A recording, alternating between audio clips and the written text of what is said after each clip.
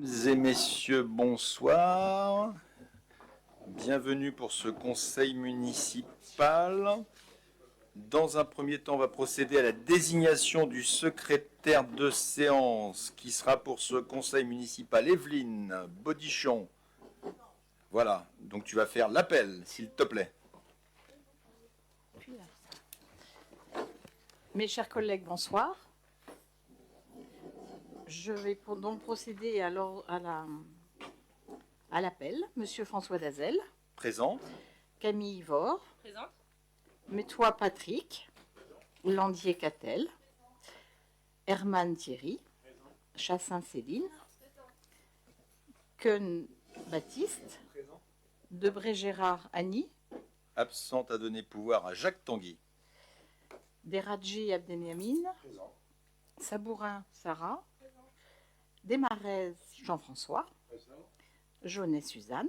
Absente à donner pouvoir à Dazel François. Fuset Yves. Présent. Ténérel Roger. Absent à donner pouvoir à Bodichon Evelyne. Enchanté. Bodichon Evelyne, elle est là. Tanguy Jacques. Blanc Gisèle. Desaigne Martin. Yayaoui Fatia. Bonine Marie-Ange. Bonnard Clarisse. Bonaro. Bonaro Clarisse. Ça va arriver. Voilà. Lasserre Romain. Présent. Zion Abdelkader. Guillaume Valentin. Ça va arriver. Cruz Maeva. Là, ça se corse. Allez. Ah oui, Timolet. Aruna Kiridas, Timoli. Timoli. Présente, je l'ai vu tout à l'heure. Farah Bernard Laetitia. Sanchez Grégory. Dorlancourt Jessica. Absente à donner pouvoir à Viret Louis Armand. Viret Louis Armand. Pichard Stéphanie. Stéphane. Stéphane. Lopez Carlos. Scagni Catherine. Roussel Ingrid. Et Meroui Mergui. Mourad. Mergui Mourad, absent à donner pouvoir à Lopez Carlos. Voilà. Merci. Tout d'abord, je vais vous tenir un propos liminaire, un hommage à Monsieur Couache, Jean-Marie Couache. Donc je voulais lire quelques mots devant le conseil municipal et après observer une minute de silence. Donc chers élus du conseil municipal, chères Achéroises, chers Achérois, avant d'entamer ce conseil municipal, je me permets de prendre la parole pour vous faire part d'une bien triste nouvelle. Il y a quelques semaines, nous avons appris donc le décès de Monsieur Jean-Marie Couache, agent de la collectivité. Arrivé à Cher en 2010, il exerçait au sein de notre service Espace Vert depuis février 2014. Agent toujours positif, il menait à bien ses missions avec exemplarité, engagement et enthousiasme. Malgré la maladie, il contribuait toujours à la bonne humeur du service et de son équipe. Depuis quelques mois, il avait naturellement pris du temps pour lui afin de combattre cette maladie, un peu plus loin de ses collègues et amis qui comptaient tant pour lui. Au nom de la collectivité, je me suis rendu à ses funérailles ainsi que d'autres élus et ai pu présenter nos condoléances et adresser nos pensées à sa famille, à ses proches et à ses collègues agents. J'y ai vu des collaborateurs dignes malgré cette épreuve et une solidarité qui, j'en suis persuadé, a beaucoup compté pour lui. En sa mémoire, je propose, mesdames, messieurs les conseillers municipaux, d'observer une minute de silence et de se lever, s'il vous plaît.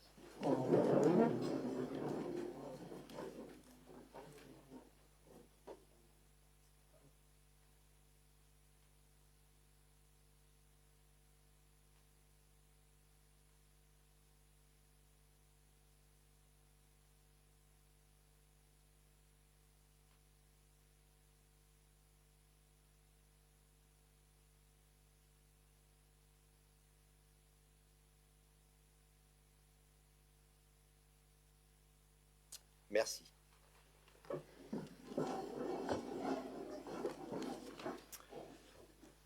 Premier point à l'ordre du jour, le compte-rendu des décisions prises par le maire depuis le dernier conseil municipal datant du 14 avril 2026. Vous avez l'ensemble des décisions. Y a-t-il des questions, remarques sur ces décisions ou demandes de précision? Oui. Oui, Concernant les climatisations, est-ce que ça concerne aussi les écoles? Parce qu'en fait, la semaine dernière, en surfant sur Internet, je suis tombée sur une petite annonce d'une institutrice d'HR qui cherchait des climatiseurs ou des ventilateurs ou quoi que ce soit qui puisse rafraîchir les classes. Donc j'étais assez choquée par ce que je trouvais. Et je voudrais savoir si la maintenance des climatisations, ça concerne aussi les écoles, et si vous envisagez éventuellement d'installer des climatisations ou autres systèmes, peut-être moins coûteux, dans les écoles. Merci. Merci pour cette question. Alors le contrat en lui-même, après je vais répondre, le contrat en lui-même, c'est donc sur de la climatisation, sur des ventilateurs. Donc les bâtiments concernés, ce sont essentiellement les salles serveurs informatiques, donc il n'y a pas de climatisation dans les services de la mairie, encore moins du bureau du maire. C'est Lucie Aubrac, CTM, mairie, Saxe, espace emploi, police municipale. Ce sont les serveurs informatiques ainsi que Lucie Aubrac, puisqu'il y a de la clim dans la cuisine pour combattre les fortes chaleurs pendant les heures de récupération et repas. Donc voilà, entre guillemets, ce que concerne le contrat. Après, sur les sujets de forte chaleur, il y a eu un certain nombre de ventilateurs, puisqu'aujourd'hui, c'est des ventilateurs qui sont mis à disposition. Ça a été mis à disposition dans certaines écoles en manquaient. Voilà, donc il y a des lieux qui ont été faits. Donc on est en train de faire le point pour compléter en termes de dotation un certain nombre de ventilateurs, sachant que pour la petite histoire, il y a un certain nombre de ventilateurs qui avaient été distribués déjà l'année dernière dans certaines écoles qu'on a pu récupérer, enfin qui ont un prix sur lequel on n'a pas mis la main dessus. Donc on est en train aussi de faire un point général sur le sujet. Après, de manière plus globale, on va dire à moyen et à long terme, il y a un vrai sujet qui faisait l'objet d'ailleurs, alors je ne vais pas dire pendant le et qu'on a évoqué déjà sur un programme PPI, parce que comme vous le savez, on avait un programme PPI scolaire dédié aux sanitaires dans les écoles entre 2022 et 2026. On finit cette année sur la partie sanitaire. Et à partir de 2027, et on va y travailler là, on va faire un PPI spécialement dédié à la lutte contre le réchauffement climatique, dans lequel on intégrera un certain nombre de mesures, mais structurantes, plus ambitieuses pour lutter contre le réchauffement climatique. Donc à court terme, ventilateur, on va dire, solution court terme, et moyen et long terme, travail sur ce PPI-là. Voilà. Mais ça, on a un peu besoin de temps pour le travailler, pour faire les choses correctes et durables et structurantes. Voilà. Y a-t-il d'autres questions sur ces... Oui, M. Lopez. Oui, sur le permis de construire, donc ça concerne la médiation. Or, il y a des travaux qui ont déjà commencé à l'usine de traitement. Donc, oui. Alors que la médiation, elle n'est pas en cours, elle n'est pas terminée. Donc, pourquoi est-ce qu'on laisse faire les travaux, même si c'est GPSO qui est mis en place? Alors, vous avez vu, j'ai partagé la réponse que, suite à la sollicitation de M. Viret, j'ai partagé la réponse à l'ensemble des membres du conseil municipal. Ouais. Vous avez eu ma réponse? Non. Elle était normalement partagée à tout le monde. Oui, non, mais d'accord. Sur lequel j'ai répondu en disant que le permis de construire, l'acte de médiation, la convention de médiation qui a été signée par l'ensemble des parties n'est pas suspensive, puisque c'est une action complètement... Ah oui, voilà, donc le permis de construire est valable à partir du moment où aujourd'hui la convention de médiation est en cours. Il y aura une première réunion en cours en juin, mais pour l'instant, on n'a pas plus d'infos. Et puis l'idée aussi, c'est de la mener, on va dire, de manière un petit peu discrète avec l'ensemble des parties. Donc on a signé cette convention de médiation. Donc aujourd'hui, c'est d'ailleurs les frais qui sont inscrits. Les 2496 sont les frais liés à cette convention et à la part qu'on prend en termes de financier pour supporter. Donc voilà, donc après, il y a une opération qui se fait. Ce n'est pas suspensif. L'idée de la médiation, c'est en effet de soit avoir une avancée, on va dire, ou faire évoluer le projet à la marge, techniquement, ou éventuellement avoir après un sujet de compensation financière, mais ça c'est un autre sujet qui sera évolué. Donc j'ai répondu à tout le monde sur ces aspects-là, justement pour être très clair sur le rôle de la collectivité, qui n'a pas vocation donc à interrompre les travaux, puisque le permis de construire est toujours valable, il n'y a pas d'effet suspensif de la convention de médiation, et elle suit son cours. Voilà. Merci. Je rebondis sur ce que j'ai déjà dit dans le mail que je vous avais adressé, monsieur le maire, mais vous comprenez tous que la confiance des habitants dans les collectivités locales et dans notre manière de gouvernance peut être écornée par ce type d'action. Je ne suis pas d'accord, puisque justement l'idée aussi c'est que le droit dans lequel le droit, il y a un certain nombre de règles qui s'y appliquent, donc on utilise aussi les règles qui sont proposées, ni plus ni moins. Donc c'est aussi important de rappeler aux citoyens qu'il y a des règles qui ont été définies, il y a des lois qui ont été votées, donc du coup elles s'appliquent, il faut les respecter. Et ce réglementaire-là, on l'applique. Après, on a expliqué aussi, on a eu quelques appels, donc on a expliqué. C'est aussi le rôle de la médiatrice d'expliquer le rôle de la médiation, voilà, qui n'a pas de caractère suspensif. Donc c'est aussi son rôle en termes de pédagogie d'expliquer ce pourquoi les médiations sont lancées. Voilà. Faire de la pédagogie après que l'action a été menée, c'est quand même plus compliqué. Et c'est pas parce qu'on a le droit de faire quelque chose qu'il faut le faire. Bah, ça, c'est dans le cadre d'un processus. Voilà, ça tombe pas, si je puis dire, du ciel. On a été sollicité. On s'est inscrit volontiers dans ce processus, comme on s'est inscrit depuis des mois et des mois, justement, pour répondre et pour faire évoluer le projet. Donc là, on s'y inscrit tout à fait. Et donc, on est dans cette médiation. Voilà. Et la ville jouera son rôle. Et de même que pour les travaux qui ont commencé, on sera en vigilance totale. On a eu des sollicitations, on y a répondu aux habitants et on surveillera bien évidemment l'ensemble des travaux et on remonte tous les sujets à Suez. Voilà. Pour que le dialogue se fasse de la manière la plus sereine possible, je pense que c'était important de ne pas avoir commencé les travaux avant, mais après c'est une question de point de vue. Voilà les éléments. Est-ce qu'il y a d'autres questions sur d'autres décisions? Est-ce qu'on peut savoir ce qu'il y a au niveau de l'avocat, de litige avec l'agent? Est-ce que, sans évidemment dévoiler qui et comment, mais de quelle nature il s'agit le litige? Bah, c'est un litige avec un personnel, une position personnelle à l'intérieur de la mairie, donc du coup entre la ville et cet agent, donc après on fait appel à un avocat. Voilà. Interne, enfin externe à la mairie, c'est ça? Non, l'avocat oui, mais du coup non, le personnel est interne à la mairie. Mais d'accord, mais c'est un litige de quel ordre? C'est ça que je... Ah bah de hiérarchie et de comportement, voilà, et de manquement. Ok. Bon. Puis une dernière question. Diagnostic amiante et plomb, l'espace famille. Or, c'est un bâtiment qui est assez récent.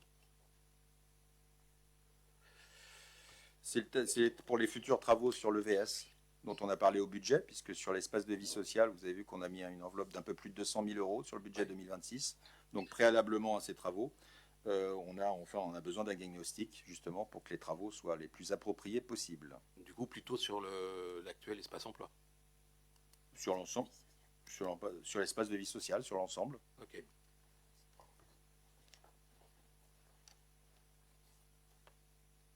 Oui, c'est pas sur tout le reste de l'espace famille, c'est sur la partie, oui, espace emploi EVS, voilà. Y a-t-il d'autres questions? On remarque, oui. Oui, concernant l'utilisation de Google Workspace, juste attirer votre attention que Google est une société américaine. Du coup, les données partent forcément aux États-Unis et sont sous la loi américaine. Voilà, juste pour ça. Ok, mais écoutez, merci. D'autres remarques ou questions?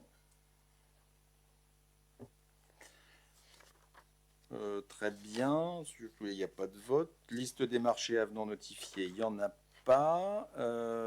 Approbation donc du PV, du procès-verbal du dernier conseil municipal, celui du 14 avril 2026. Je vous propose de l'approuver. Y a-t-il des remarques ou questions? Oui. Oui, bonjour Monsieur le maire, mes chers collègues. Je voudrais attirer votre attention sur justement le dernier procès-verbal. J'ai remarqué une petite erreur qui a été glissée dedans.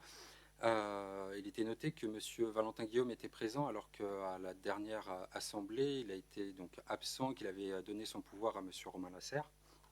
Et du coup, je voulais voir pourquoi il y avait eu cette erreur. Moi, ce que je vous propose, c'est que le procès-verbal soit corrigé et adopté aujourd'hui sous réserve de recevoir la version modifiée avant la prochaine séance avec notification aux membres, s'il vous plaît. Merci.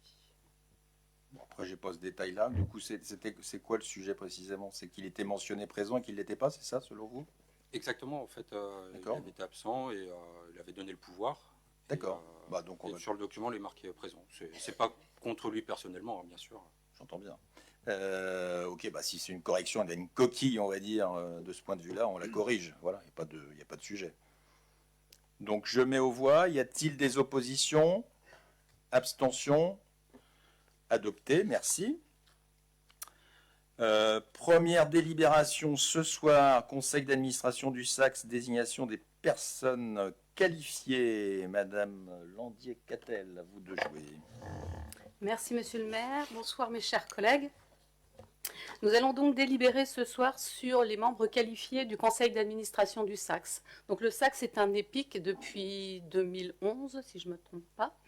Donc ce soir, vous avez 6 personnes qualifiées qui vous sont proposées, en la personne de Madame Nicole Martin, Monsieur Boris Martin, sans lien familial, Monsieur Lucas Harlet, Madame Caroline Avondino, Monsieur Romain Médon, Madame Stéphanie Jacquemin. À ces 6 membres désignés, nous avons 6 suppléants. Madame Rhonda Lewis, Monsieur Jean-Marc Bureau, Madame Cécile Paoli, Madame Christine Grenet, Madame Frédéric Lejoly, Madame Marie Gondry. Donc nous avons choisi des acteurs culturels en fait, qui sont présents soit au Saxe, soit dans on a des représentants sur le lycée, les 2 collèges, école maternelle, école élémentaire. Donc on a une bonne représentation de la commune. Par cette délibération, nous avons également en article 4 décidé de maintenir Madame Yannick Parage dans ses fonctions.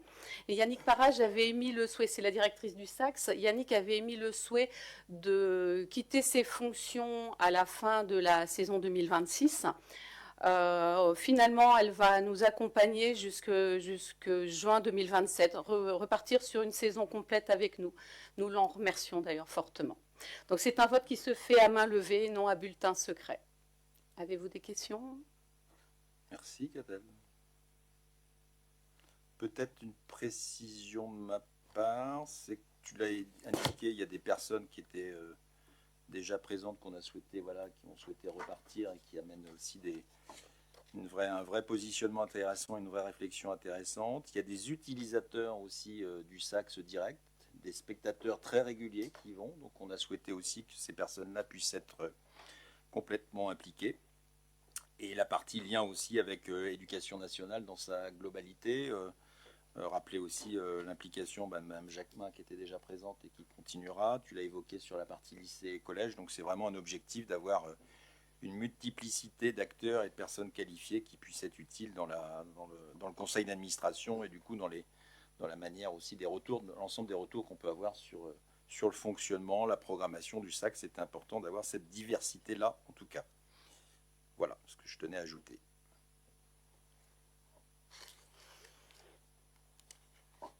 Du coup, y a-t-il des remarques ou questions particulières sur ces propositions de personnalités qualifiées et du coup de la continuité, si je puis dire, du contrat de Yannick Parage? S'il n'y a pas de questions, donc on va prendre part au vote. Qui s'abstient? Qui est contre? Merci. Vote à la majorité. Ensuite, association ELSA, désignation des représentants du conseil municipal. Donc vous connaissez toutes et tous l'association ELSA, qui œuvre sur la commune depuis 2010, avec 3 moyens d'action principaux: l'épicerie sociale et solidaire, l'association, donc la partie AMAP, qu'on connaît bien évidemment, et également le projet intégrataire sur lequel nous sommes souvent présents, friche de 7 hectares en ferme urbaine. Voilà, donc naturellement, donc, la ville doit être représentée au sein de cette association, c'est les statuts qui le prévoient. Donc l'idée aussi, il n'y a pas de vote à bulletin secret, l'idée c'est de désigner donc Madame Debray-Girard en titulaire et Madame Suzanne Jaunet en suppléante. Voilà la proposition qui est faite ce soir. Y a-t-il des questions ou remarques? Ok, pas de questions ou remarques, donc je vais le mettre au vote. Qui s'abstient? Qui est contre? Vote pour, merci à la majorité. Ensuite, on arrive au vote de compte financier unique 2025. Donc l'idée c'est de vous présenter le compte financier unique, donc je rappelle est le cumul aujourd'hui, la présentation on va dire consolidée de ce qui existait avant, à savoir le compte de gestion établi par le comptable public et l'ancien compte administratif donc établi par l'ordonnateur, c'est-à-dire par les services de la mairie. Donc l'idée ce soir c'est sur cette présentation du compte financier unique vous donner à la fois les grandes masses, les grandes tendances, les évolutions par rapport à 2024, ainsi que les principales réalisations, notamment en investissement, pour voir ce qui a été fait. Donc on a voilà, quelques slides à vous présenter sur ce compte financier. Donc compte financier 2025 qui donc résume l'exécution 2025. Vous avez la slide suivante, s'il vous plaît. Donc les points clés de l'exercice. Donc quelques éléments importants. Donc la maîtrise des dépenses réelles de fonctionnement qu'ils ont, vous voyez, qui sont en gros stables par rapport à l'exercice 2024, qui sont à la fois dues à la réduction du coût de l'énergie, donc en termes de dépenses de fluide. Merci. Et à la fois le désendettement de la ville sur la partie intérêt de la dette qui sont payés en fonctionnement, et aussi la volonté, bien évidemment, de limiter un certain nombre de coûts pour tenir notre enveloppe générale de fonctionnement. Donc, ce qui fait qu'au final, avec le sujet aussi des recettes dynamiques, donc progression de plus 3% des recettes, portée à la fois par une certaine dynamique ou un certain nombre de rattrapages de recettes, j'en reparlerai tout à l'heure, perçu en 2025, mais des fois voilà, est dû à étant la résultante de plusieurs exercices, également un boni exceptionnel qui est le boni de clôture de la ZAC de Petite Arche qui a ramené quand même plus de 700 000 euros, mais qui est complètement exceptionnel en 2025. D'où l'amélioration. Donc en bas à gauche, vous voyez un autofinancement, une CAF brute qui est donc à pas très loin de 5 millions d'euros, qui bien évidemment, dont l'objectif est de financer des investissements sans s'endetter. Et là, on passe à la slide de droite, puisque la logique, c'est à la fois des emprunts qui diminuent, donc des intérêts de la dette qui diminuent en dépenses de fonctionnement et qui contribuent à l'amélioration de l'autofinancement, et à la fois un encours de dette qui diminue et un désendettement qui se poursuit, puisque l'encours, vous voyez, on n'est pas loin de 400 000 euros en moins en un an, et 3,6 millions quand même depuis 2013 pour atteindre un peu moins de 20 millions d'encours de dette à fin 2025. Donc voilà, en gros, les points clés sur l'exercice et sur l'exécution 2025. Plus en détail, une petite synthèse des dépenses et recettes de fonctionnement. Là, un petit rappel de l'évolution donc, de ces recettes de fonctionnement donc, qui se maintiennent en gros au niveau de 2024 en neutralisant la partie recettes exceptionnelles que j'évoquais, les fameux 700 000 euros notamment, un peu plus d'autres de bonus sur la clôture de ZAC. Donc vous voyez, après neutralisation des recettes à caractère exceptionnel, en gros on a un niveau de recettes qui progresse de 0,7, donc qui est un peu plus de 100 000 euros sur un peu plus de 33 millions d'euros. Donc on est en gros globalement stable. Sur ces évolutions de recettes entre l'exécuté 2024 et l'exécuté 2025, donc progression des recettes fiscales donc à taux constant, puisque le taux n'a pas évolué. Donc là, on a une dynamique aussi à la fois de base. Sur les droits de mutation, donc plus 20% par rapport à 2024, mais qui était quand même déjà bien en baisse, donc une sorte d'amorce de reprise en 2025 sur les droits de mutation. Voilà. Donc ça, on le note en évolution par rapport à 2024. Un accroissement des produits et services, plus 200 000 euros, mais là, je l'expliquerai aussi. J'évoquais un certain nombre de reprises ou de rattrapages qui sont là aussi un peu exceptionnels en 2025. Et du coup, on n'aura pas une dynamique de progression aussi importante sur les autres exercices. Donc ça, on le constate en 2025. Produits exceptionnels, vous voyez, les plus 700 000 euros, ça c'est le boni de clôture de la ZAC Petite Arche, qui forcément donne un gap important. Et sur les dotations et participations, une baisse de près de 500 000 euros qui malheureusement s'inscrit aussi dans les suites et dans la vigilance qu'on doit avoir sur l'évolution des dotations et des participations qui diminuent cette année de manière assez importante avec un certain nombre de suppressions de dotations, de très fortes diminutions de dotations, notamment de compensation des CRTP, de l'ancienne taxe professionnelle. Donc voilà, 0,7 de progression, quelques éléments là aussi un peu focus et pas bien évidemment pas d'augmentation des taux d'imposition en 2025. Répartition des recettes de fonctionnement par nature de produits. C'est toujours intéressant de voir comment se répartissent les produits de fonctionnement dans le budget de la ville. Donc vous voyez qu'on est un peu plus de 47% sur la fiscalité directe, en gros sur le foncier bâti et d'autres allocations compensatrices. Produits, dotation, participation 22%, impôts et taxes 19%, ça c'est les autres parties. Produits des services 7%. Donc voilà, en termes d'ordre de grandeur, c'est important que sans trop donner de détails, on ait un peu ces ordres de grandeur en termes de répartition et de ventilation de ces recettes de fonctionnement. Sur les dépenses de fonctionnement, des dépenses de fonctionnement maîtrisées, vous voyez qu'on est stable par rapport à 2024. Là aussi, on est stable, pas non plus pour embêter le monde, mais parce qu'on a nécessité aussi de tenir ce niveau de dépenses de fonctionnement pour dégager un autofinancement important et financer de l'investissement qui est important, eu égard au plan d'investissement ambitieux qui était le nôtre en 2025 comme sur les autres exercices. Donc on a tenu bon sur les dépenses de courantes. Alors du coup, quelques explications sur l'évolution ou sur la diminution finalement qui amène finalement un maintien de ces dépenses de fonctionnement. On a une hausse des charges de personnel de plus 1,75%, 329 000 euros par rapport au réalisé de 2024. Un certain nombre aussi de charges à caractère général qui diminuent par rapport au réalisé de 2024. Et là, c'est notamment lié aux économies qu'on a fait d'énergie et l'évolution sur les fluides. Vous voyez le petit cercle en vert, on a fait 271 000 euros de moins en termes de réalisé sur les fluides entre 2024 et 2025, donc c'est important. Intérêt de la dette, je l'ai évoqué tout à l'heure. Haute charge de gestion courante aussi en diminution, 158 000 euros, mais là c'est les parties un peu de subvention, notamment avec l'effet de diminution de la subvention du CCAS par rapport à 2024. Non pas qu'on aide moins et qu'on aime moins le CCAS, mais je vous rappelle qu'en 2024, on avait fait une subvention d'un peu plus de 100 000 euros pour le dénouement du swap, donc qui fait qu'on avait augmenté la subvention 2024. Donc là, il n'y a plus de swap puisqu'il a été dénoué avec la soulte qui a été versée par le CCAS aidé par la ville. Donc du coup, on revient finalement à un niveau plus normal, si je puis dire, sur le niveau de la subvention du CCAS. Intérêt de la dette, je l'évoquais, un effort quand même depuis des années et des années sur l'endettement qui fait qu'aujourd'hui on a moins d'intérêt de la dette. Donc on a quand même près de 100 000 euros d'intérêt de la dette en moins par rapport à 2024. Donc évolution quand même intéressante, atténuation de produits un peu moins importante, mais 16 000 euros. Donc voilà les éléments qui, on va dire, contribuent au final, quand on prend tous ces plus et pas mal de moins finalement, à maintenir le niveau de dépenses de fonctionnement en 2025 par rapport à 2024.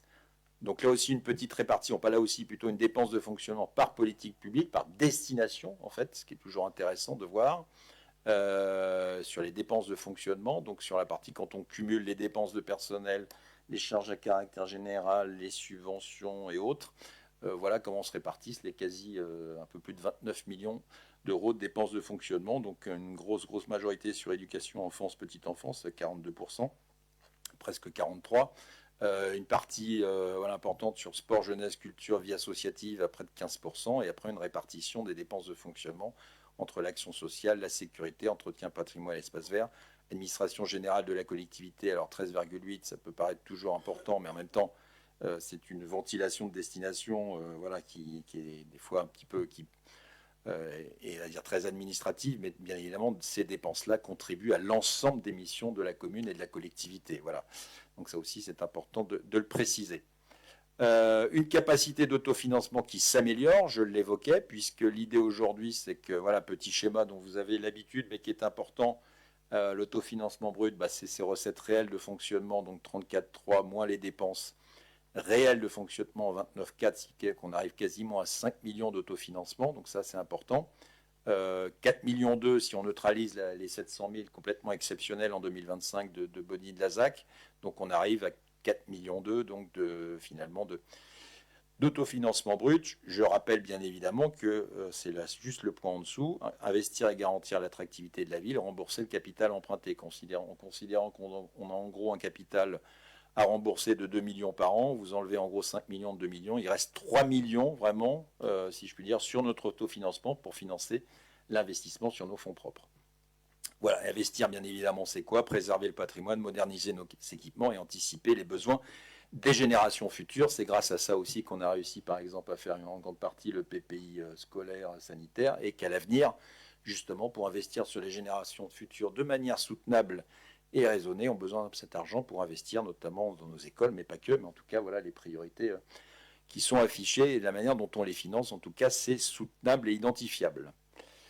Une capacité d'autofinancement qui s'améliore, mais qui reste inférieure aux autres communes de même strate, puisque là, l'idée, c'est de montrer qu'il y a eu des progrès importants, pour améliorer cette CAF, cette capacité d'autofinancement, mais qu'on n'ait pas non plus un niveau si démentiel que ça par rapport à d'autres communes.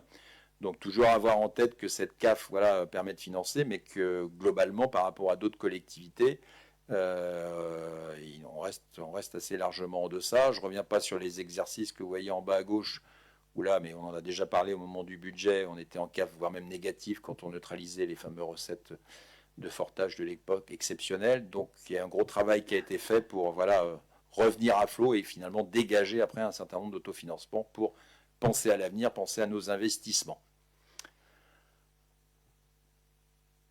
Sur la section d'investissement, puisque voilà, c'est le fil rouge de notre présentation et notre objectif politique, c'est évidemment les grands indicateurs. Donc réalisation de dépenses d'équipement à hauteur de 3,7 millions, auxquels s'ajoute un certain nombre, 1 million donc, de RR de reste à réaliser, c'est-à-dire des opérations qui sont engagées mais qui ne sont pas encore réalisées sur l'exercice.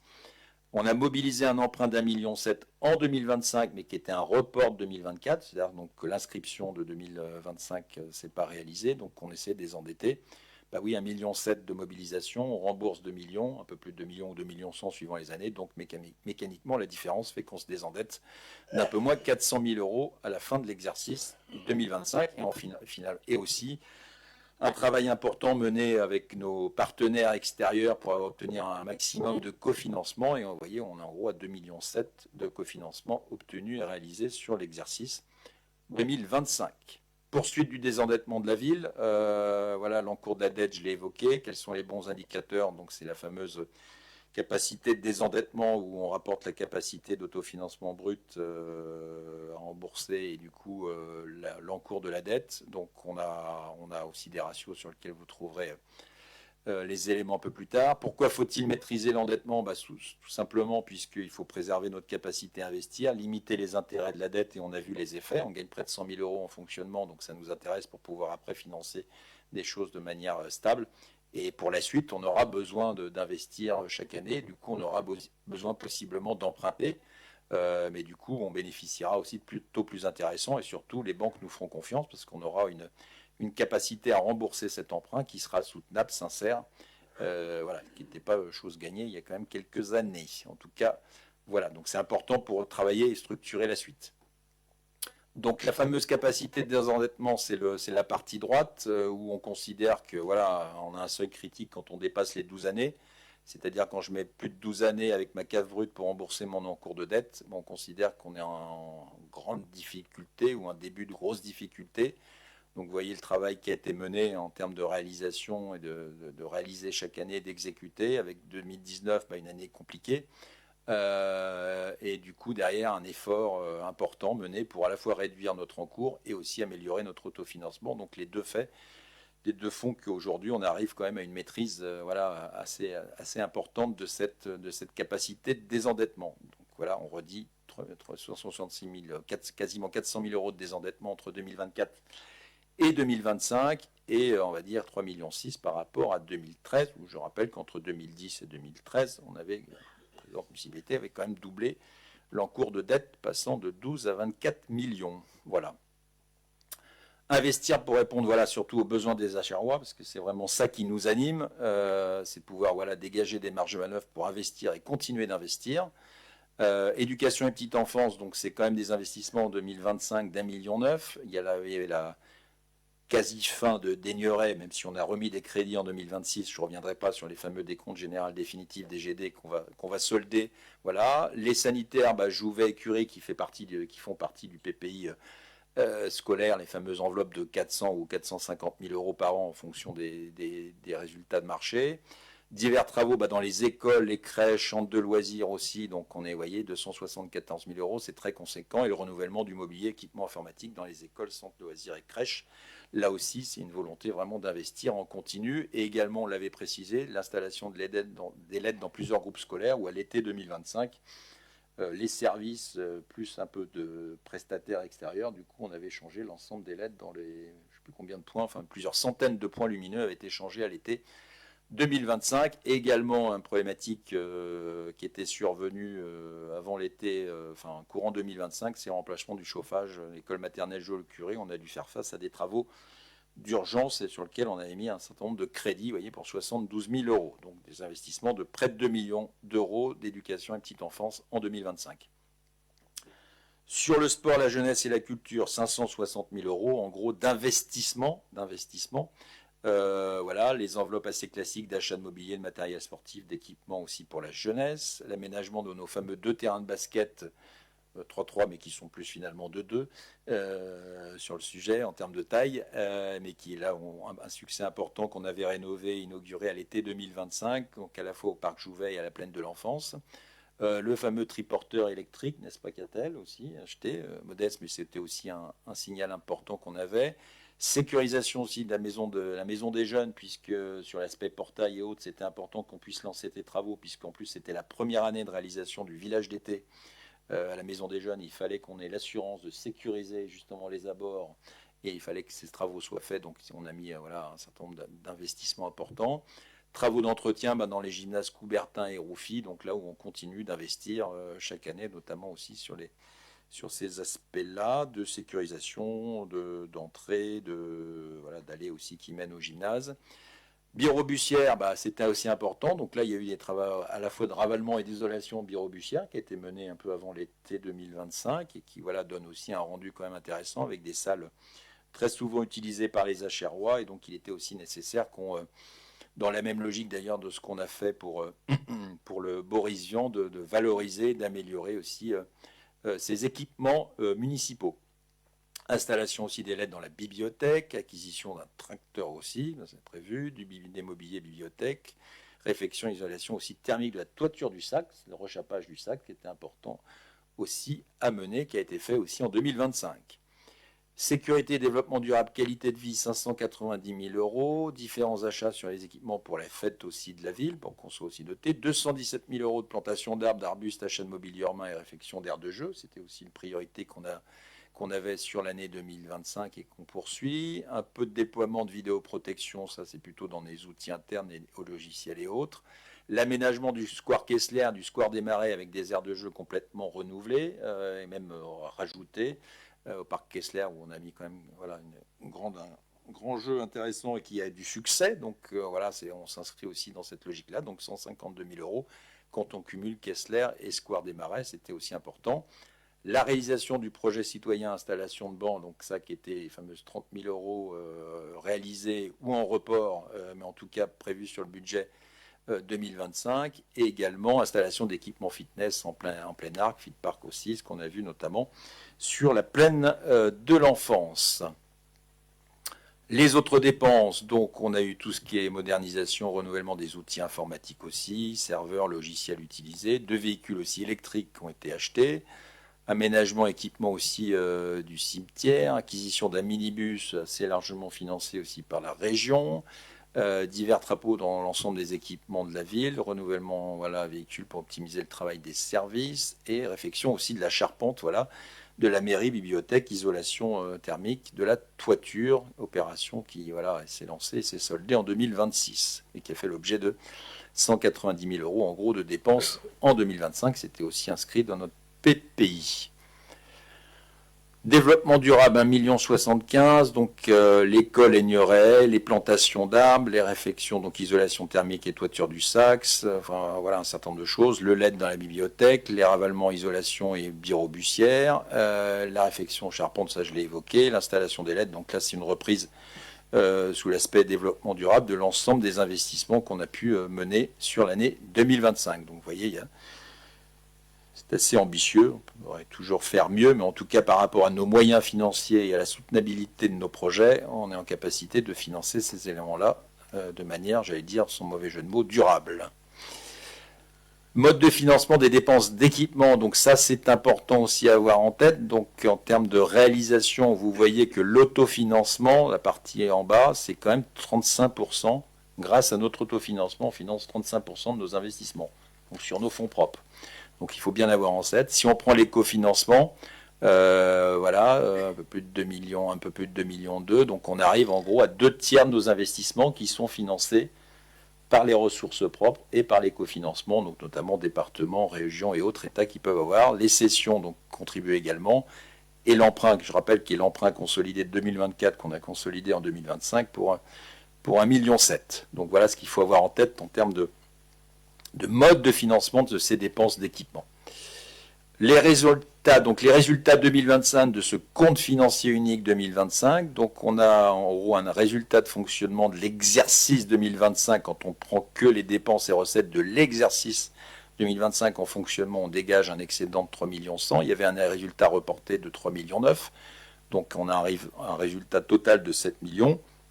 Quand on prend les dépenses et recettes d'investissement, on a un résultat d'investissement au total déficitaire de 100 000 €, les moins 0,1, mais auquel il faut ajouter un 1,5 de résultat antérieur reporté, et également 1 million de restants réalisés en dépenses d'investissement et un déficit d'investissement reporté de 2,6 millions, qui fait qu'on arrive à un résultat de clôture globale 2025 de 4,4 millions d'euros, dont on verra après comment il se répartit pour financer 2026, la fameuse affectation de résultats. Je crois que c'est fini, a priori. En tout cas, ça ne défile plus. Donc voilà, en tout cas, l'ensemble des résultats et le focus, on va dire, sur un certain nombre de réalisations d'investissements sur l'exercice 2025. Voilà, j'en ai fini de cette présentation du compte financier unique 2025. Du coup, y a-t-il des questions ou remarques sur ce compte financier unique ?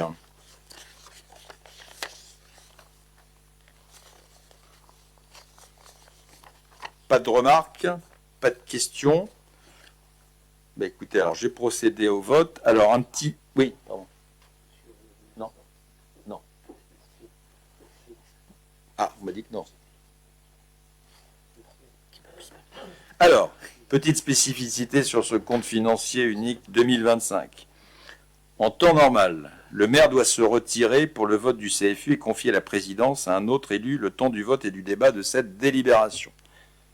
Néanmoins, étant donné que je n'étais pas donc l'ordonnateur du CFU 2025, c'était Marc Honoré que je salue ici et qui est présent ce soir, donc bien évidemment je n'ai pas à me retirer pour ce vote. Voilà, je ferai en 2027 pour l'exercice 2026. Donc du coup on va procéder au vote. Alors, normalement il ne faut pas que tu sortes, mais sinon on peut dire que tu sors, Marc, mais tu es dans le public. Hein ? Faut que vous sortiez, il faut que tu sortes, il paraît. Alors voilà. Mais pour mieux revenir. Voilà. Bon. Toujours un peu spécifique, ça. Voilà.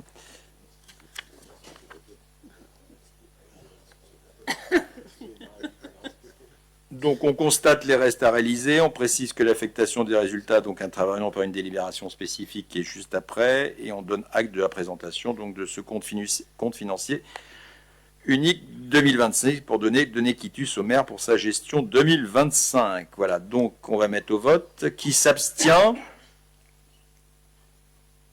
Qui est contre? Merci, vote à la majorité. Marc, tu peux revenir? On t'aime. Voilà.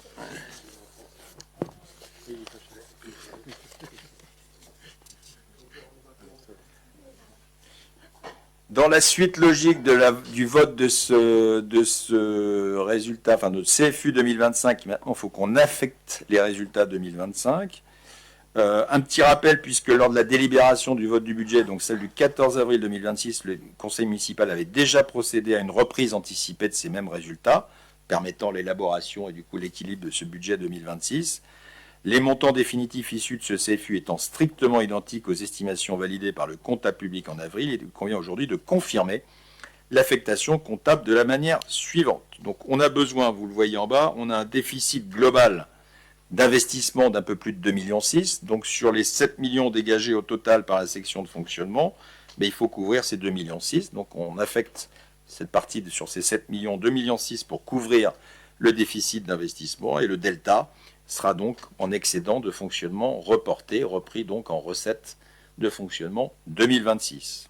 Voilà, donc 2,6 millions pour couvrir le déficit d'investissement, 4,4 millions d'excédent de fonctionnement reporté. Voilà, une délibération assez logique dans la foulée du compte financier unique 2025. Y a-t-il des questions ou remarques? S'il n'y a pas de questions ou remarques, on va... Ah, ouais, mais non...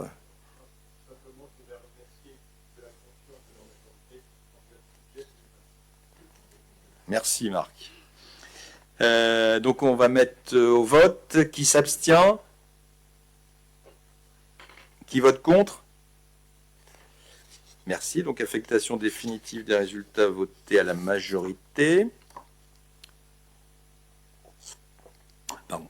Dans la suite des délibérations habituelles qu'on prend au mois de juin, on fait le bilan du Fonds de solidarité de la région Île-de-France, donc le rapport du FSRIF 2025, comme on dit. Donc là aussi, exercice assez habituel, puisque l'idée, c'est d'avoir un rapport qui quelque part explique les contributions de l'ensemble des dépenses de la ville sur des thématiques assez différentes, avec un certain nombre d'actions mises en place en 2025 ou poursuivies en 2025 qui finalement justifient le fait de cette aide, puisque je rappelle que ce fonds en fait, de solidarité de la région Île-de-France donc, a vocation aussi à réduire les disparités, une sorte de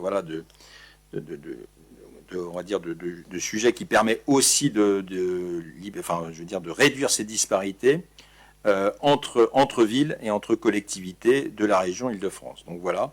Donc là, il y a tout un certain nombre d'actions qui sont ou reprises chaque année, qui sont poursuivies ou mises en place en 2025, qui font qu'au final, on peut justifier assez facilement de l'utilisation de ce fonds qui en 2025 est d'1 343 000. Donc, on peut dire que ça a permis de financer 5% de l'ensemble des actions qui ont été justement listées dans ce rapport qui est présenté ce soir. Donc voilà, un certain nombre de sujets. Je rappelle quand même que ce fonds avait progressé de 39 000 euros par rapport à 2024, mais qu'en 2024, il avait lui-même été réduit de 137 000 euros par rapport à 2023. Donc au final, on a quand même encore 100 000 euros de moins, en gros, par rapport à 2023. Donc voilà, c'est quand même 100 000 euros de recettes de fonctionnement en moins par rapport à 2023. Voilà, donc y a-t-il des questions sur cette délibération assez classique annuelle sur la justification de ce fonds de solidarité versé par la région? Monsieur Lopez. Oui, pour les recherches donc des fonds, comment ça fonctionne? C'est tous les services qui font des projets? Est-ce qu'il y a quelqu'un en mairie qui centralise ces demandes et envoie? Alors on fait l'inverse en fait. En fait, c'est des actions qui sont poursuivies, qui sont faites, et on justifie en fait l'utilisation de ce fonds en disant que voilà, un certain nombre d'actions ont été menées ou sont menées de manière structurelle déjà sur la ville depuis plusieurs années, ou on fait l'objet de nouveautés sur l'année N. Voilà, donc on marche, si je puis dire, à l'envers un petit peu. Voilà. Il y a des actions changées alors. Ça a changé de quand j'étais en mairie. Alors. Ah bah, moi, je présente ce rapport-là depuis quasiment 12 ans. Je le présente toujours de la même manière. Oui, sûrement. C'est ce que je peux vous dire. Vous parlez, parce que là, je parle du Fonds de solidarité Île-de-France, qui obéit à une logique particulière. Oui. Après, tout ce qui reste sur, en effet, des appels à projets ou des choses, là, par contre, on répond à des choses précises. Oui, mais là, en fait, c'est la contribution générale qu'on explique. Ok, mais aussi sur des sujets. Enfin, moi, il y a tout un passage sur l'espace emploi. C'est moi qui le rédigeais. Donc, on faisait en sorte que ça puisse correspondre à des besoins aussi de financement qui étaient acceptés par la région. Ben là, en fait, la région n'accepte quelque part, elle l'accepte pas, parce que là, c'est une justification 6 mois après de fonds qu'on a déjà reçus. D'accord. Voilà, donc on explique globalement comment l'ensemble des actions de la ville répondent en fait au fonds de solidarité. Ok, mais donc c'est au démarrage alors, pour pouvoir ensuite répondre à la région sur des sujets qu'on a pu faire.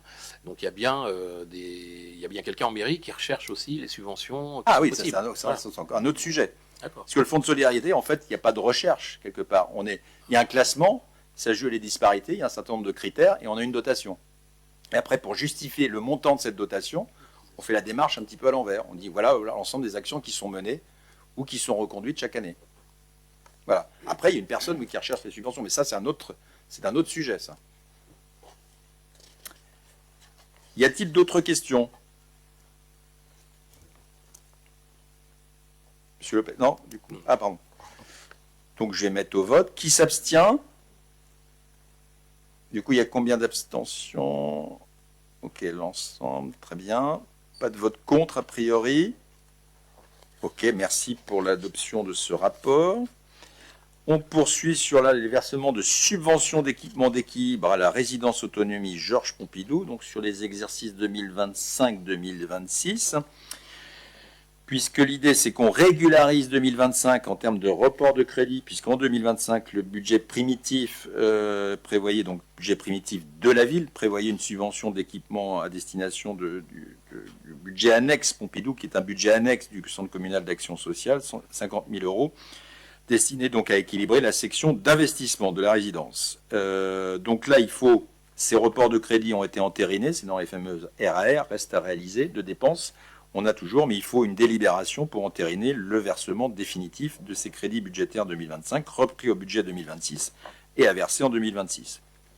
Et en plus, s'y ajoutent dans le cadre là des dépenses véritablement de 2026 au titre du projet de réhabilitation thermique donc de l'ensemble de la résidence. C'est la fameuse subvention d'équipement qu'on a présentée au niveau du BP 2026 où là la ville a mis une enveloppe de 620 000 euros qu'on avait donc présentée et votée dans le cadre du budget 2026. Voilà, puisque l'idée c'est que le coût total de l'opération, comme vous avez vu, est d'un peu plus d'1 120 000, donc il y a une subvention de la CNAV donc qui sera perçue voilà, directement par le CCAS au niveau, enfin les résidences vidéo de 679 000 euros et que le complément 620 000 euros est donc inscrit au budget et fera l'objet de cette subvention d'équipement qui sera donc cumulée à celle de 2025. Voilà les éléments. Sur peut-être un élément important puisque les budgets c'est bien, les dépenses crédits ouverts c'est bien, mais la réalisation c'est encore mieux.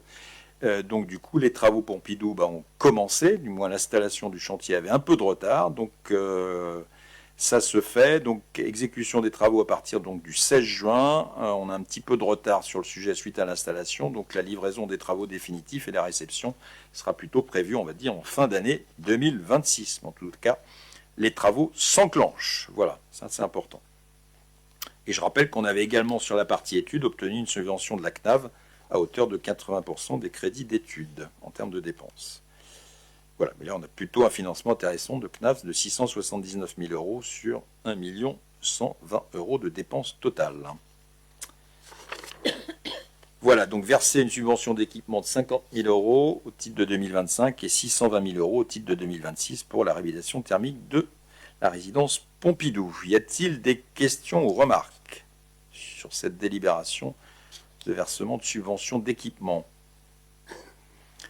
Pas de questions, pas de remarques. J'ai procédé au vote. Qui s'abstient? Qui vote contre? Merci, à l'unanimité. Parole à Camille Vore sur notre réaménagement de la route du barrage. Subvention d'équipement au bénéfice d'Aropaport. À toi. Bonsoir tout le monde. Je vous présente une délibération concernant une subvention d'équipement au bénéfice de Aropaport pour la route du barrage, comme l'a dit monsieur le maire.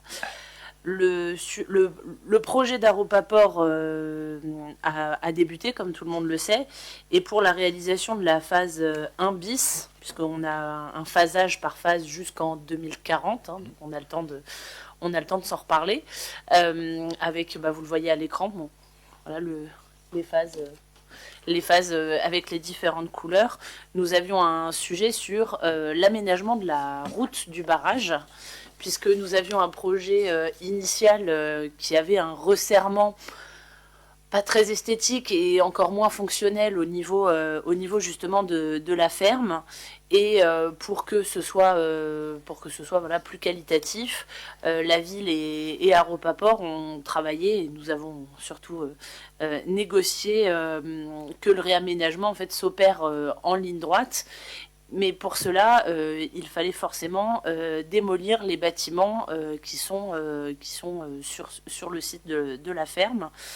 Au préalable, du coup, Aropaport demandait la prise en charge par la ville de la totalité des coûts engendrés par la démolition de ces bâtiments. Une négociation a eu lieu pour que, au final, nous nous retrouvions à un accord sur la prise en charge de 50% du montant total de la démolition.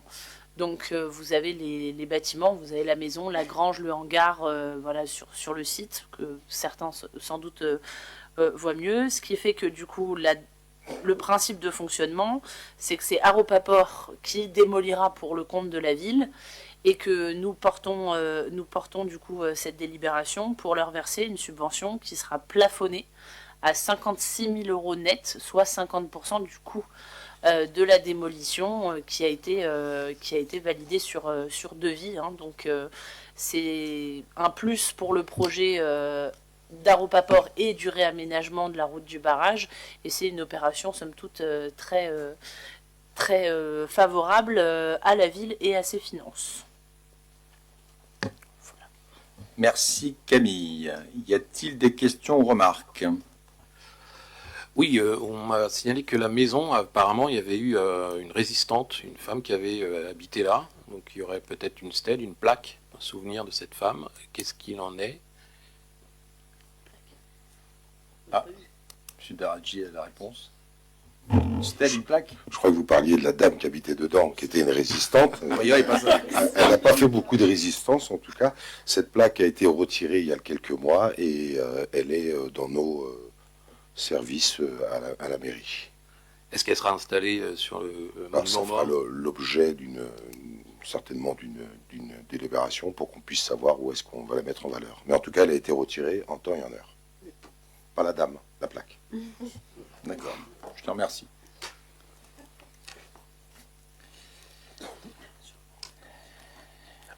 Travaux qui se sont lancés depuis quelques jours, semaines, sur la route du barrage. Moi j'ai une question aussi, s'il vous plaît. Oui. Vous pouvez nous en dire plus sur la manière d'expulser la personne, comment c'est, enfin, il y avait un bail, il n'y avait pas de bail, il y avait une occupation sans bail, il y avait... On était sur une occupation sans droit ni titre et il y a eu un accompagnement à tous les niveaux pour que les personnes, et notamment la personne qui restait en dernier, soient accompagnées de la meilleure manière qui soit pour sortir de ce logement et pour que du coup la place soit libre pour que les travaux puissent se réaliser en temps et en heure comme convenu avec les accords que nous avions avec Aropa. Et c'est quoi la suite pour cette personne? Elle a été accompagnée et après relogée avec un accompagnement social tout au long du processus. Et ma deuxième question, c'est il y a que des vélos et des piétons sur cette route? C'est-à-dire? Je sais pas, dans votre document, il y a marqué aménagement pour les vélos et les piétons, mais j'avais en tête qu'il y avait aussi des voitures ou des camions qui passaient là. Oui, ce sera un usage mixte, oui. Oui. Non, parce que le document est un peu favorable, on va dire. Alors, il y aura largement la place sur la superficie pour avoir un usage mixte, un usage sécurisé pour les vélos et pour les piétons. Et effectivement, oui, ça a quand même pour but ultime de desservir le port, mais ça a aussi pour but, puisqu'on le voit, il y a aussi un sujet, c'est que la dernière phase, c'est l'aménagement du parc. Et donc, du coup, forcément, à terme, l'idée, c'est aussi que les Achérois et nos voisins, évidemment, nous n'instaurerons pas de péage, puissent profiter, puisque la dernière phase consistera en l'aménagement du parc dont on a déjà pu échanger et sur lequel Aropaport communique sans problème. Je rebondis là-dessus, Camille, si ça ne te dérange pas. On est d'accord que l'aménagement piéton cycliste sera séparé de la route sur la route du barrage, comme sur la photo. Oui. D'accord. Et par rapport à l'autre accès qui est au niveau du rond-point du lycée, on est d'accord qu'il y aura aussi un aménagement sécurisé pour les cyclistes et les piétons à cet endroit-là. On ne sera pas obligé de refaire le tour si on habite à la gare pour aller accéder par la route du barrage au quai de Seine, au bord de Seine, pardon. Là-dessus, j'ai pas de réponse directe tout de suite. Est-ce qu'on a un peu le plan là-dessus? J'ai plus. Voilà, ce que je te propose, je vais regarder parce que j'avoue que pour le coup, c'est un gros dossier que je prends au fur et à mesure, donc je préfère pas te dire une bêtise et je reviendrai vers toi avec l'info sur ce. C'est gentil, cet merci. accès. Mais parce que ça permet d'accéder aussi au parc qui sera en dernière phase, donc ça serait dommage de ne pas pouvoir le. Non, mais je vais vérifier, et je te referai un mail avec les informations.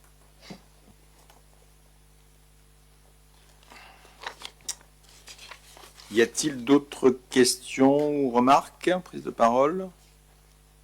On va soumettre ce point-là au vote. Y a-t-il des abstentions?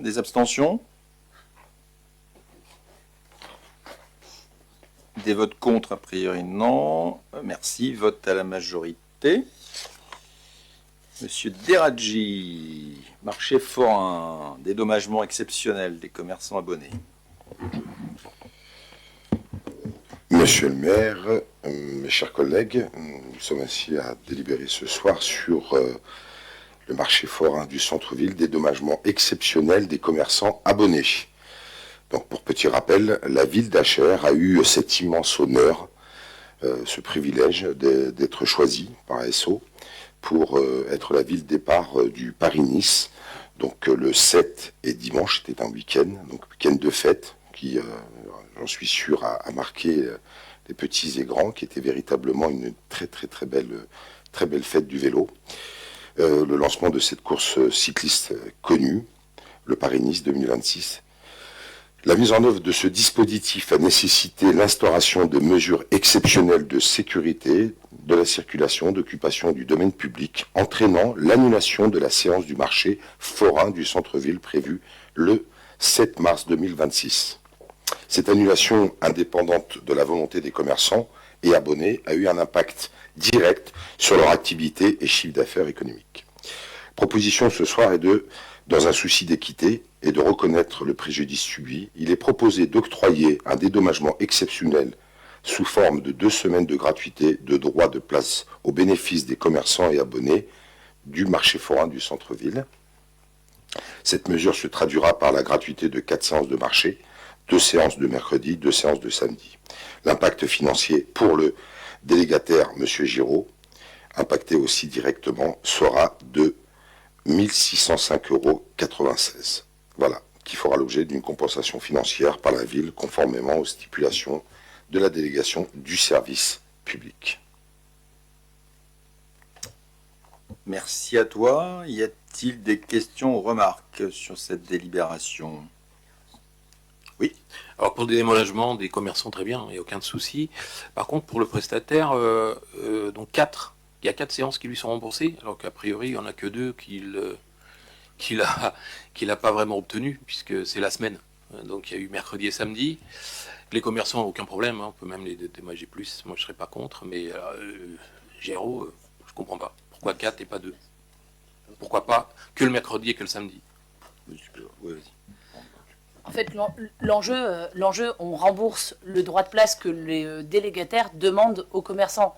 Donc du coup, de fait, pour offrir 2 semaines de gratuité aux commerçants, on rembourse du coup évidemment le délégataire, parce que sinon le délégataire les demande aux commerçants, c'est tout. D'accord.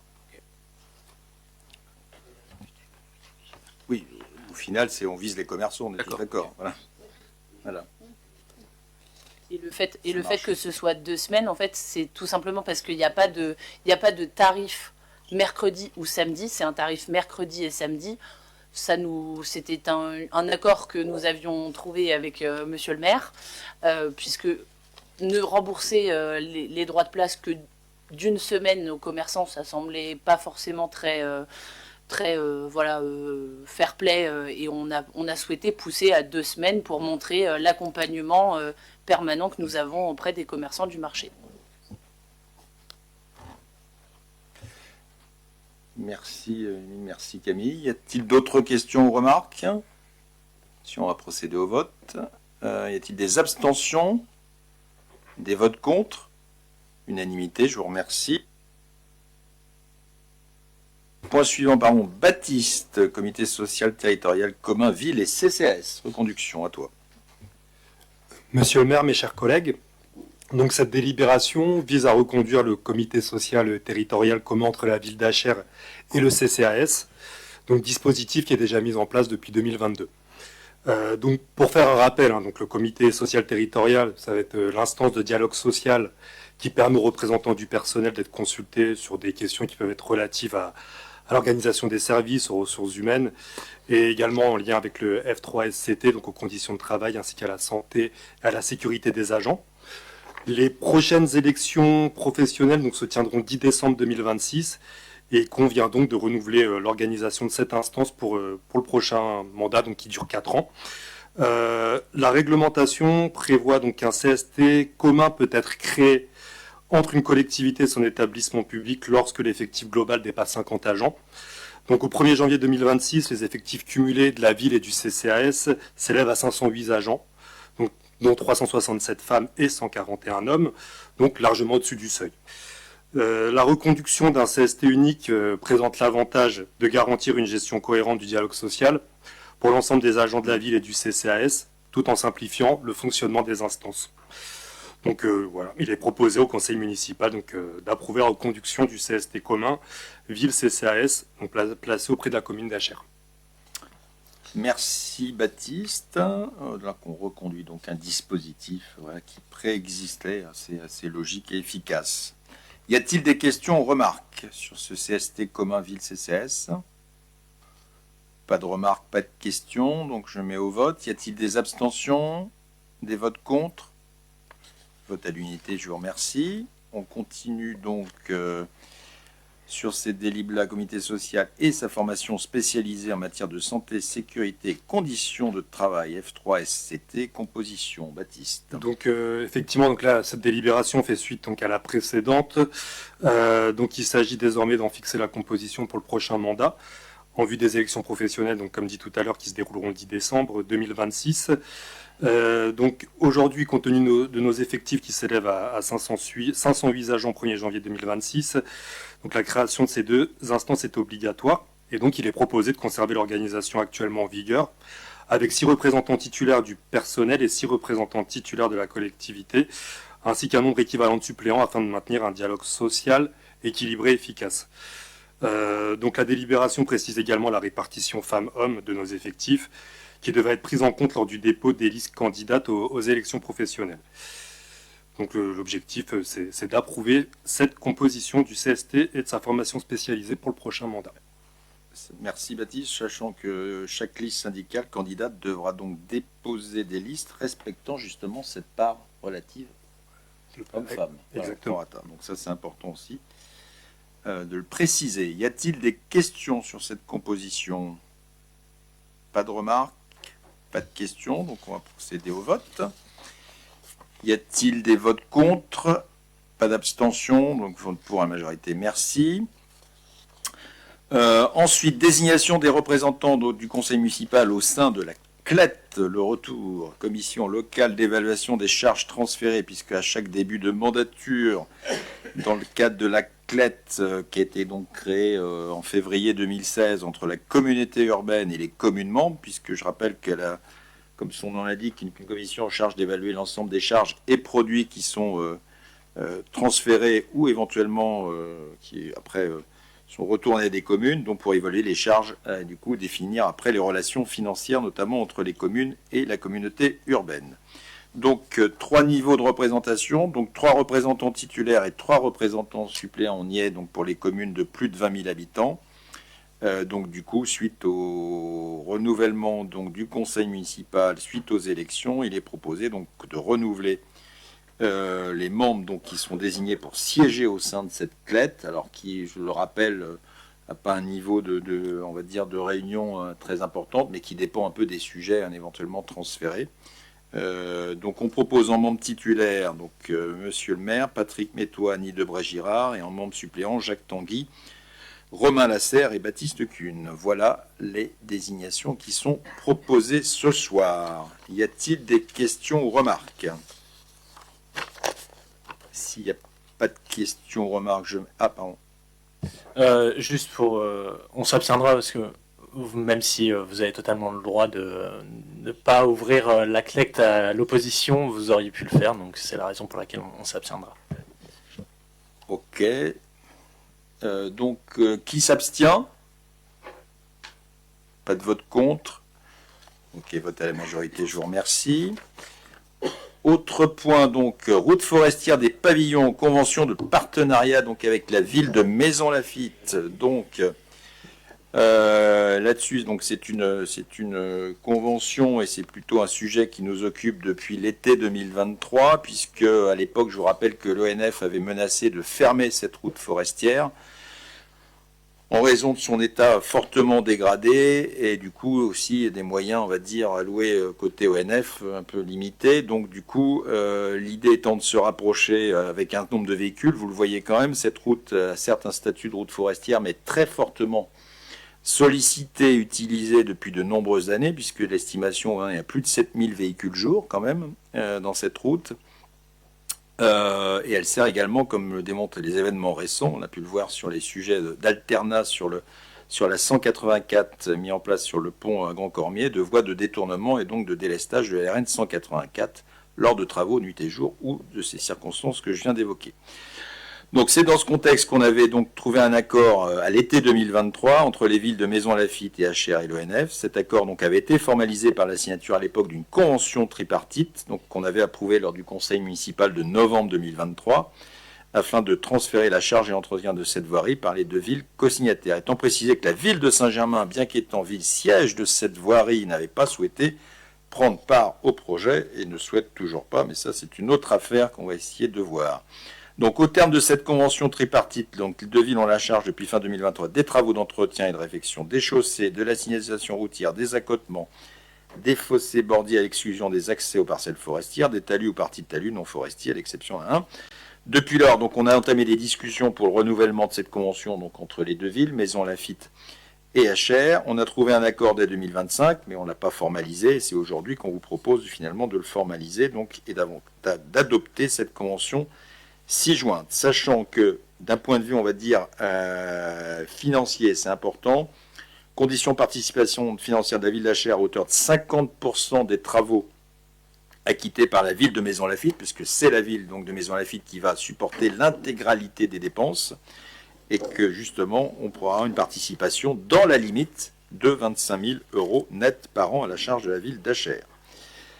Pour être complet, puisque la convention tripartite avec l'ONF arrive à échéance fin 2026, il convient de préciser que les négociations sont déjà en cours avec l'ONF pour le maintien du partenariat actuel, voire pour une diminution du transfert de responsabilité vers les villes de Maisons-Laffitte et HR, c'est ce que j'évoquais.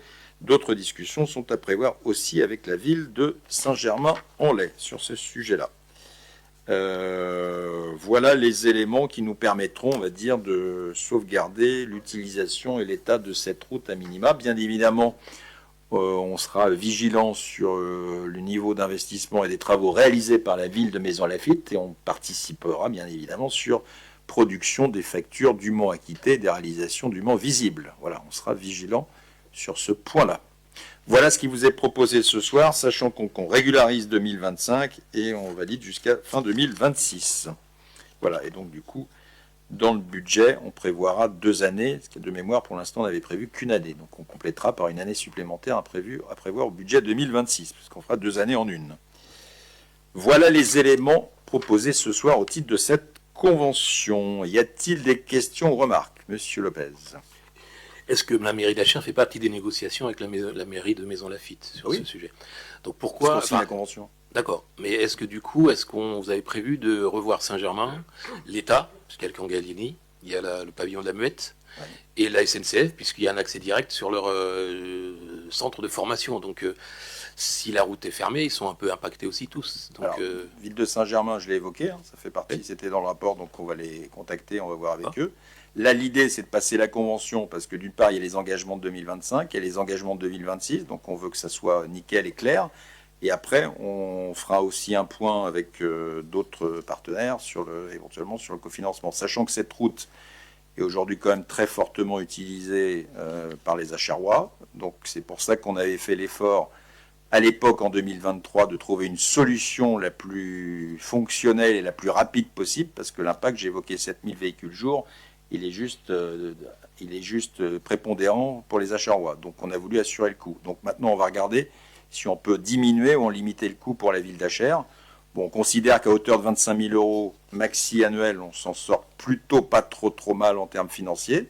Voilà, donc du coup maintenant on va voir si Saint-Germain en effet est prêt à faire un certain nombre d'efforts. En tout cas, on a déjà eu des contacts et on est assez aligné avec Maisons-Laffitte voilà, pour la suite. Donc on va mener des discussions prochainement. Voilà. Mais en tout cas, on assure 2025-2026 avec cette convention. Non, je trouve que c'était une très bonne idée. C'était absolument pas le fait que la ville d'Achères participe, c'était le fait qu'il y ait d'autres partenaires. Participent pas. Voilà. Négociation, voilà, à mener. Y a-t-il d'autres questions ou remarques? Oui. Oui, le même sujet sur Saint-Germain. Si on élargit un peu, il y a aussi la route qui part des petits ponts, il y a aussi l'éventuelle piste cyclable autour du tram qui va arriver au niveau du Chêne Feuillu. Il y a plusieurs sujets avec Saint-Germain, voire même la route, dès qu'on est derrière, dès qu'on rentre dans la forêt, en fait, derrière Achères, on se retrouve à Saint-Germain. Il y a beaucoup de sujets avec la ville de Saint-Germain. C'est dommage que Madame Jaunet soit pas là, qui nous répète souvent qu'elle a des proximités avec les gens de Saint-Germain.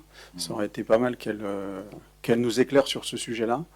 Voilà, je ne sais pas jusqu'où il faut aller avec Saint-Germain pour essayer qu'ils n'oublient pas que leur territoire s'étend presque jusqu'à Achères, et que ces routes-là qui ne les intéressent pas, ils puissent les délaisser de la sorte, quoi, sans même y participer, alors que ces routes participent soit à alimenter la ville de Saint-Germain avec les gens qui y vont, soit de la contourner quand les gens ne veulent pas passer par Saint-Germain. Donc je trouve un peu déplorable ce comportement de cette ville-là, et je ne sais pas comment intervenir ou la ville peut intervenir. En tout cas, si la ville intervient vis-à-vis de Saint-Germain, nous, on sera aussi en soutien pour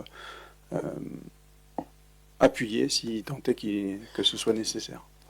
Alors, petit élément complémentaire un peu à nuancer, c'est-à-dire que la route des deux ponts, donc CVO10, est en effet entretenue par Saint-Germain, en lien avec la communauté d'agglomération Saint-Germain-Boucle de Seine. Donc c'est eux qui font les travaux de rebouchage de la route. Hein. C'est la ville de Saint-Germain qui le fait. Donc la ville d'Achères n'a jamais intervenu sur cette route? Sur la route des deux ponts, non. Sur la route du Clocher, oui. Non, sur la route des deux ponts, vous êtes déjà intervenu, vous avez fait du talusage, vous avez fait des choses comme ça. Non, là, on parle de la route, là, vous parlez de la route du Clocher. Non, la route des deux ponts. Si, il y avait même un panneau avec écrit talusage réalisé par la ville d'Achères. Ah, sur ce sujet-là, oui. Alors peut-être qu'on l'avait fait. De même, la route du Clocher, c'est un statut différent puisqu'on a une convention avec la ville de Saint-Germain qui fait qu'on doit s'en occuper. Mais après, sur le rebouchage de la voirie, c'est la ville qui le mène. De la même manière, sur le sujet de l'inondation sous les deux ponts, qui était de la compétence, c'est aussi des travaux et des études qui ont été menées par la communauté d'agglomération Saint-Germain-Boucle de Seine. Donc ça, sur lequel on a pesé, on a passé un petit peu de temps pour régler l'affaire. Je croise les doigts, ça fait déjà au moins d'1 an qu'il n'y a plus d'inondation. Ça a été un gros travail de lobbying et de travail auprès de la mairie et au travers de la communauté d'agglomération.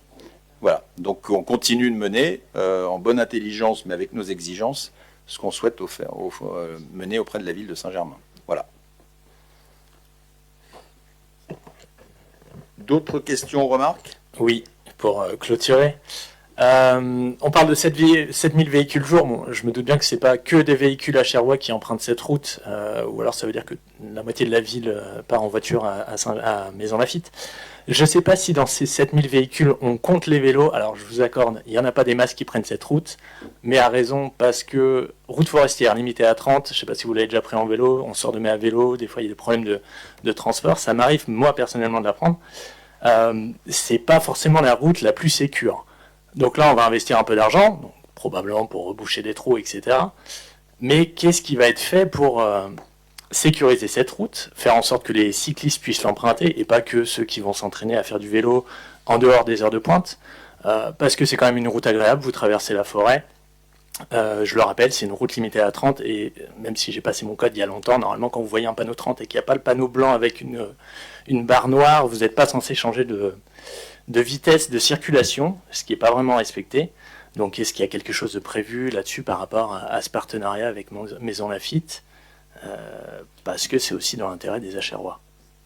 Alors, de mémoire, mais Camille, tu m'interromps, de mémoire, la compétence et la territorialité, c'est la communauté d'agglomération Saint-Germain-Boucle de Seine, donc c'est pas sur le territoire de la communauté urbaine.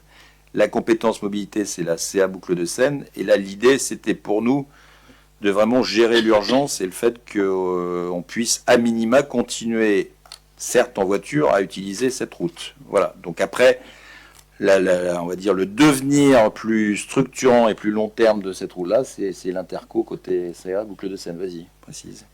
Et du coup, sur le projet, sur la route, nous, le premier objectif qu'on a, c'est de reprendre les discussions avec la CA Boucle de Seine et la nouvelle équipe, puisqu'il y a un nouvel élu aux mobilités à Saint-Germain-en-Laye, pour reprendre les discussions en lien avec la SNCF, puisque nous avançons sur le réaménagement de la gare d'Achères-Grand-Cormier avec la réouverture du bâtiment voyageur.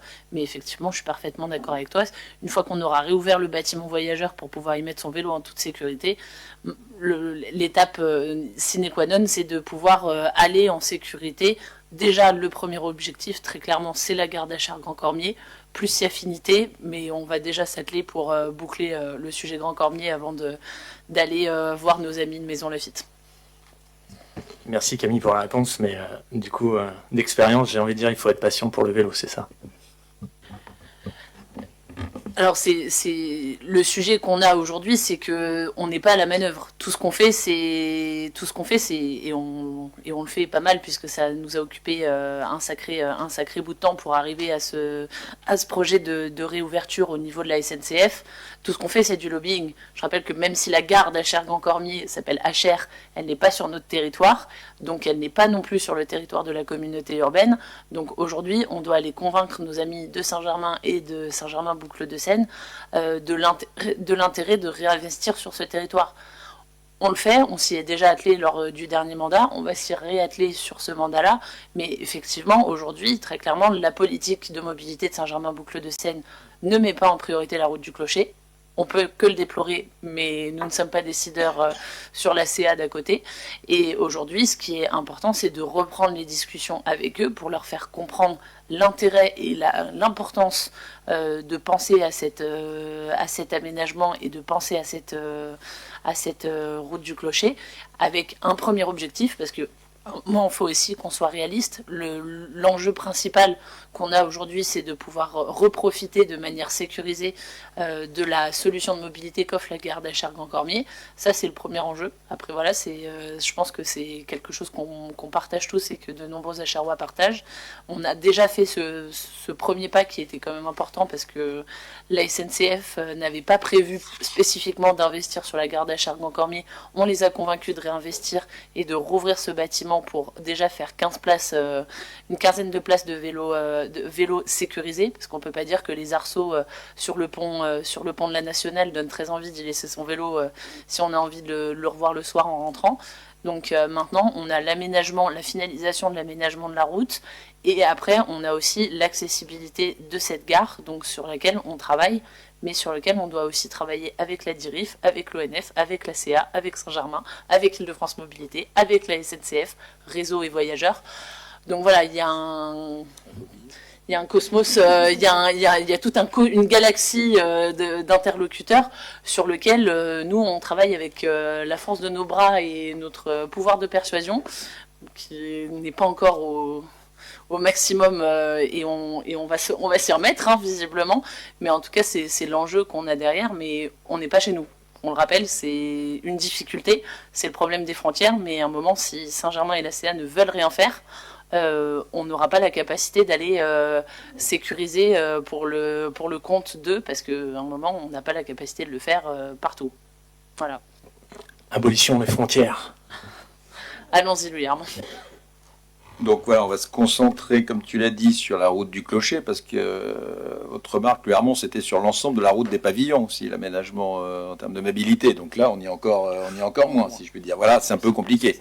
Donc voilà, on va se concentrer sur la partie achéroise. Après, oui, les mobilités, quelque part, ne devraient pas s'arrêter à Achères, ne devraient pas s'arrêter à Maison Lafitte, mais ça, c'est un vaste sujet de compétences à revoir sur l'ensemble de ces problématiques-là. Mais ça, c'est autre sujet. Donc, y a-t-il d'autres questions sur cette convention? Oui. Spijard. Oui, deux choses, je vais faire très rapide.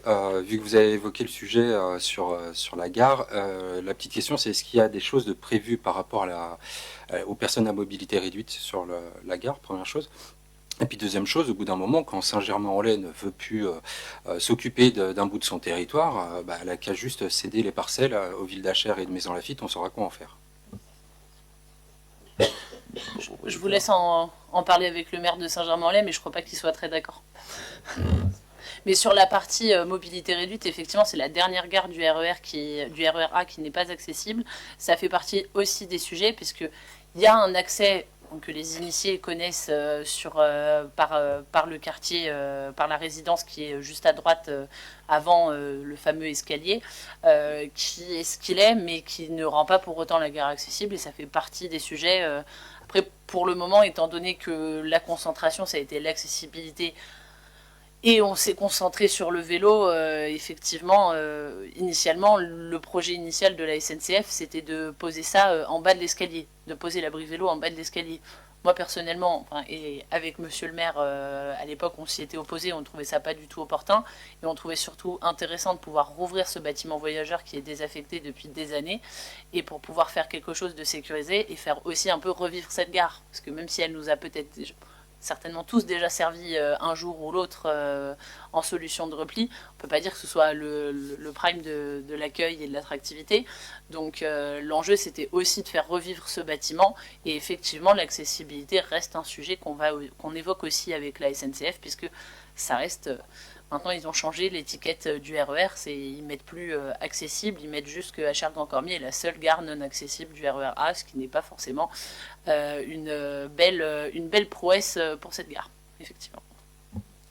Oui, parce que ma question, c'était pour l'ensemble aussi, parce que si la gare devient accessible aux personnes à mobilité réduite, ça veut dire que la route, du moins sur la partie qui ramène sur Achères, vu que beaucoup de gens l'empruntent, comme vous l'avez dit, il faut que ce soit accessible, au moins piéton. Si piéton est accessible, alors j'ose espérer que les restes des mobilités soient accessibles. Est-ce que justement tout est prévu dans le réaménagement de ça dans le partenariat, dans le cadre du partenariat? J'ai un super schéma que j'attends avec impatience de voir réaliser.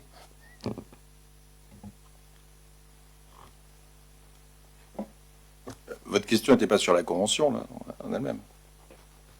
C'est en lien avec ça sur la... Oui, non, mais sur la convention de ce soir, ça n'a aucun rapport par rapport aux aménagements dont vous parlez. On est bien d'accord.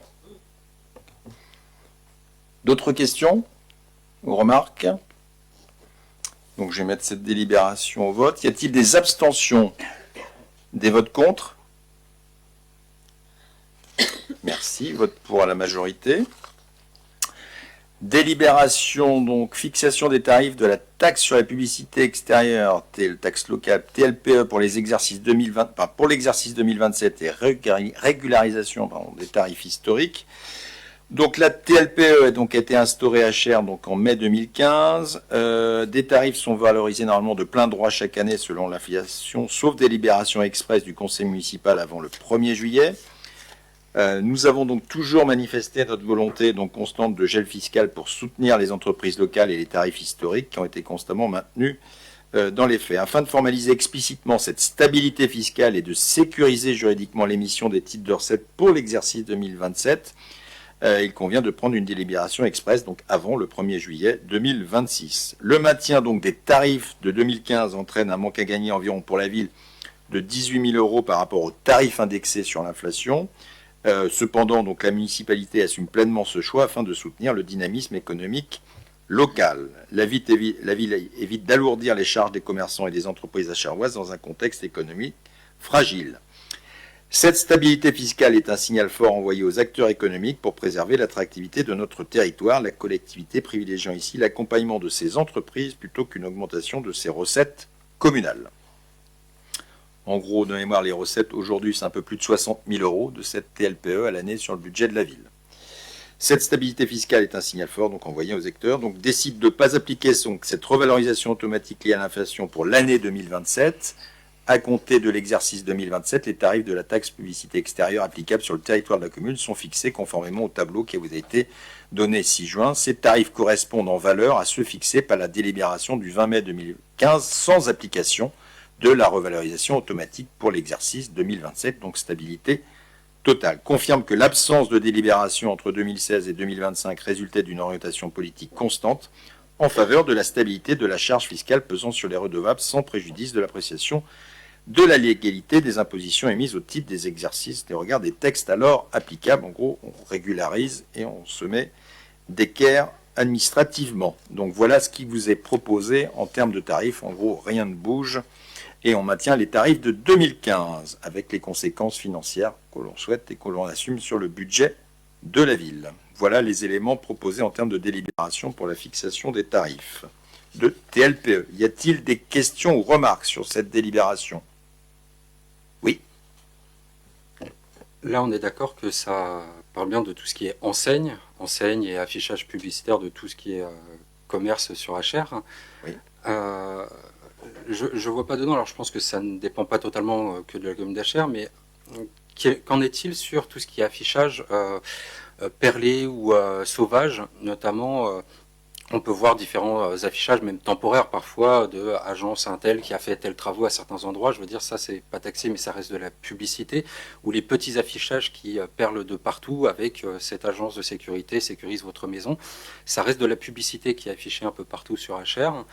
Pareil dans beaucoup de communes, hein. Là je parle d'HR comme HR. Est-ce qu'il y a quelque chose de prévu pour que ce soit plus neutre, soit taxé, tout simplement? Alors taxé à partir du moment où c'est pas autorisé, donc on va pas le taxer. Donc voilà. Donc là la délibération c'est vraiment sur les enseignes et sur les dispositifs donc publicitaires et préenseignes, donc numériques ou non numériques. C'est l'objet de la délibération ce soir. Après sur la lutte, on va dire de dispositifs un peu sauvages, ça fait partie aussi du suivi qu'on doit avoir sur la ville pour les faire enlever. Voilà ce que je peux répondre. Et tant que c'est temporaire, c'est pas taxé en fait. Tant que c'est temporaire, c'est pas taxé sur la partie travaux. Voilà. Donc on veille au grain, si je peux dire, sur ces sujets-là. Maintenant, voilà, la délibération de ce soir, elle est importante parce qu'elle permet d'une part de régulariser, d'être dans les coûts complets, on va dire depuis 2015, et du coup de s'assurer que voilà, la ville n'augmentera pas ses tarifs, et du coup, ça représente quand même du coup 18 000 euros, puisqu'on maintient les tarifs en 2027 des tarifs précédents. Donc c'est un choix aussi qu'on fait vis-à-vis de nos commerçants et nos entreprises. Voilà. Y a-t-il d'autres questions ou remarques ? Pas d'autres questions, donc je vais soumettre au vote. Y a-t-il des abstentions? Des votes contre? Merci pour le vote à la majorité. Donc on a fini avec l'ordre du jour du conseil municipal. Je voudrais rappeler quelques éléments. Alors un événement tout récent, c'est Camille qui était donc au salon de l'AMIF, l'association des maires d'Île-de-France, puisque la ville d'Achères donc est commune d'honneur, vous avez ici, voilà, pour le don du sang. Donc Camille était présente avec le président, M. Scagni, ce matin, c'est ça, pour recevoir ce label, donc label or, donc pour la ville. Donc je tenais à le souligner, c'est une marque importante. Ce qui me permet de rappeler que ce vendredi soir, donc à Borézian, il y a le don du sang, donc qui est installé. Donc n'hésitez pas à vous inscrire. Donc je remercie aussi Camille et je remercie aussi M. Scagni, président, pour son investissement dans cette association terriblement importante. N'hésitez pas à donner, c'est juste vital, si je puis dire, quand même. Prochain, donc, programme de l'été, j'en profite. Donc, prochain grand rendez-vous, c'est la diffusion donc, des matchs de la Coupe du Monde, notamment pour l'équipe de France. Donc, France-Sénégal, le mardi 16 juin à 21h et France-Norvège, le vendredi 26 juin à 21h.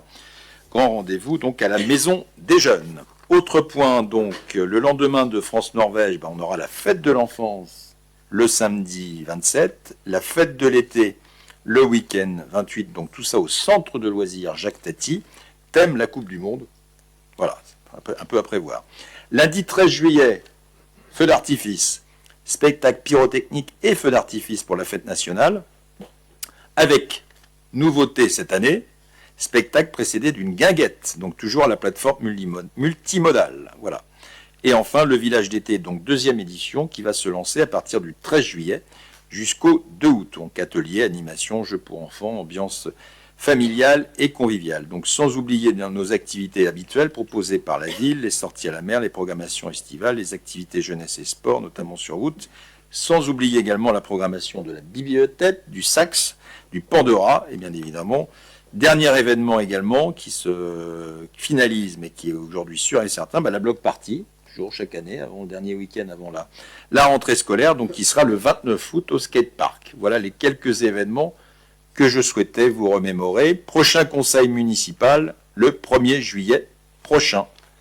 Merci à vous, bonne soirée, et à très bientôt, et bon mois de juin. Merci.